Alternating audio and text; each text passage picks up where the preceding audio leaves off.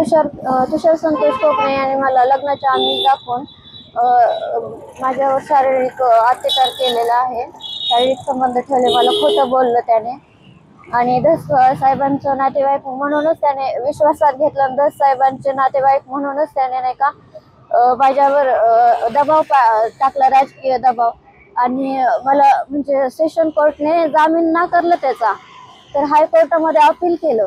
पण नेमकं म्हणजे जे पोलीस अधिकारी आहेत ना, माझे तपास अधिकारी, त्यांनी मला फर्स्ट हिअरिंग पासून दूर ठेवलं त्या कोर्टापासून। ते पण खोटं बोलून मला तिथं हिअरिंग आहे म्हणून बोलवलं, माझ्याकडून 1-2 कागदपत्रावर सह्या पण करून घेतल्या आणि नाही म्हणाले हिअरिंग नंतर असेल तेव्हा सांगल।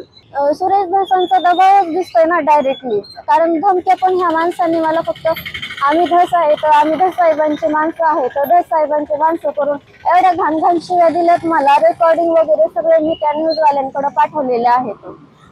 कुठलं कार्यकर्ते, काय नाव आहे त्याचं? नितीन कोकणे, विकास धस आणि तुषार कोकणे। कुठल्या पोलीस ठाण्यात गुन्हा दाखल आहे संपूर्ण? Ashti police station. कधी झालेली घटना नोव्हेंबर-डिसेंबर 2021 ला आणि ते व्यक्ती आला होता एप्रिल 2024 मध्ये आणि मी पोलीस स्टेशनला मे 2024 ला गेले होते, सॉरी 2023 ला गेले होते आणि मे मध्ये गेले तर 1 महिना त्या आरोपीच्या चुलत्यानं आरोपीला फरार करून ठेवलं आणि तोच सगळा पुढाकार घेऊन बोलायला लागला तिथं पोलीस स्टेशन मध्ये येऊ आणि मला खूप दबाव टाकला त्यांनी।